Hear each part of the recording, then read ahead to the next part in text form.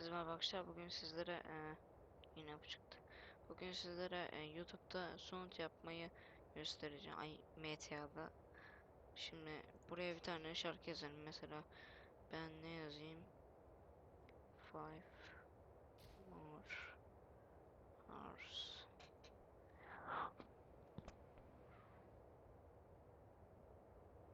Şunu mesela aldık. Buradan linkini hemen kopyalıyoruz. Sonra buraya offliberty.com yazıyoruz. Öldürdü bağlayın.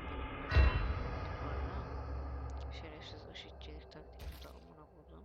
Neyse buraya hemen girdiğim şarkının linkini hemen orada kopyaladığımız linkini yazıyoruz.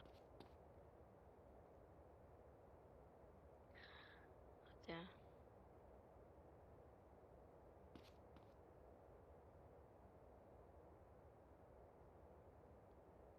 Buradan sağ klik yapıyoruz. Sonra Mta'ya giriyoruz. Ben şimdi gösteremeyeceğim de Mta'ya girince buraya hemen slash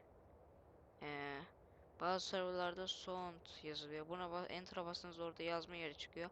Oraya da silip ctrl v yapacaksınız. Sound olmazsa slash ses yazacaksınız. Dediğimi yapacaksınız. Bu kadar. Bugün sizlere Mta Sound yapmayı gösterdim. Beni izlediğiniz için teşekkür ederim. Bana destek olmak istiyorsanız like atmayı, abone olmayı ve paylaşmayı unutmayın. Hepinize iyi günler.